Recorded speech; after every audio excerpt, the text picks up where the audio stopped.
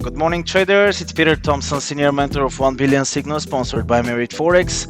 Friday morning, my favorite day, just because it's a day before the weekend. If you're following the markets, we definitely had an amazing day yesterday. UK negative data about the manufacturing production, not surprised whatsoever. UK is having some issues and regarding the Brexit, so it was pretty logical to see red numbers of the manufacturing production in United Kingdom. Core CPI negative for the US dollar. We saw a very big decline of the US dollar yesterday. We're gonna check the chart in about a couple of minutes. And employment change today, 12:30 GMT in Canada. Canadian dollar and crude oil definitely are going to be the most volatile instruments today. So let's take a look what's going on with the technical perspective. Euro US dollar, it just reached yesterday 1.1028, tried to bounce back here, but it's not very significant. We don't have a bearish momentum, so Euro US dollar for these that simply took short opportunities of the Euro US dollar. Exactly, this is the reason why I am telling you to avoid it, simply because it's very unpredictable. Started going down according to the trend. We had momentum, there was perfect, and at a certain point just the euro decided to recover and reverse to in order to reach and test 1.1028, our significant resistance that was tested here. GBP US, the winner yesterday, 250 pips. 250 pips, guys, for a day is very big volatility. This is not changing the trend. You have to know that. Yes, it's insanely big correction. It is, but this is not changing the trend. This candle closed above the resistance 1.2381, and we have to be very careful around this level. If we're gonna take a buying positions, 1.25 round number, tested here and here, tested a couple of times, so 1.25 is definitely going to be very important level for the Great British Pound. Let's see what's going to happen with the Brexit situation, because there, the situation is not pretty good, not very stable. It's a matter of 2 weeks to find out finally what's going to happen. Australian US dollar, slight recovery. We spoke about it, tested a couple of times the support zone, false breakout here, and 3 times before that. Pretty logical to see the recovery. Even test 0.6829, our next resistance level. And because of this choppiness here before the price, was good just to be careful with any short Australian US dollar positions. New Zealand, US, similar, absolutely similar situation like the Australian, a little bit more clear, but just be careful with the New Zealand as well. Simply, we have resistance zone. I'm gonna show you, just let me add up the resistance level.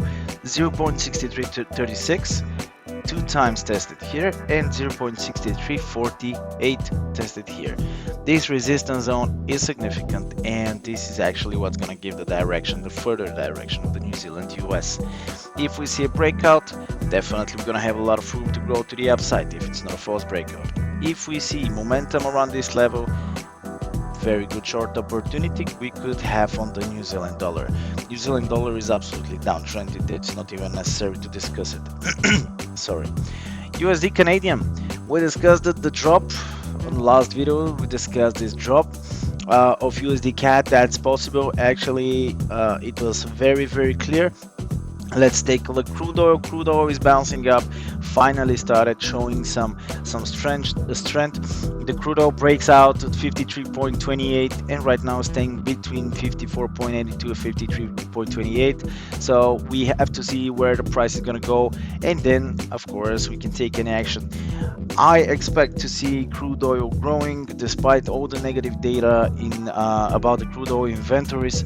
So definitely we can see recovery. If we zoom out a little bit, we're gonna see just we got a very strong uptrend, big reversal recovery. Even it started creating a downtrend, started moving in a very big range. So definitely there is a big possibility to see the crude oil recovering to 60, where is our target. And of course established very strong support around the 50s, 51 dollars per barrel. So if we see the crude oil going up, USD Canadian, of course, as yesterday started, it's gonna fall down. 1.3278 is our support with the weakness of the US dollar. And if we see crude oil goes up, we're gonna see very significant drop of the USD Canadian. So this definitely could be a very good opportunity. US dollar Swiss franc is still just no completely declining to to drop below our support 0.99 round number. It's still just the Swiss franc loves these round numbers, what between 1.0 and 0.99. It's, as you can see, tested this level here, drop down and breaks out. Probably we're gonna see a drop down, and it's something like a small ranging formation. But USD Swiss, I'm staying definitely bearish of the USD Swiss. Despite this uptrend, according to the definition, is complete uptrend. Just 1.0 parity level is very strong, so we shouldn't neglect it. USD Japanese, my favorite. Exactly yesterday we saw similar like GBP USD Japanese. Japanese actually took step back, and that's why we saw this correction. This is not a change of the trend. As the GBP US, we have a downtrend, and as you can see, we have lower highs and lower lows. 108.848 is a very significant resistance. I'm not going to be surprised if we see very strong drop to the downside or testing the resistance. This is what I'm waiting first to see, then I'm going to take a decision.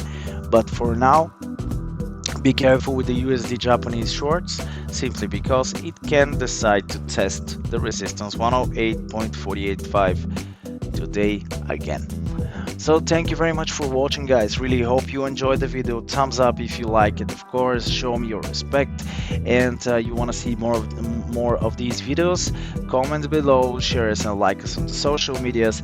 And if you have any questions, you know how to reach me, of course. And enjoy the weekend. Have some party, have some fun, because next week is a new week with new opportunities. Good luck.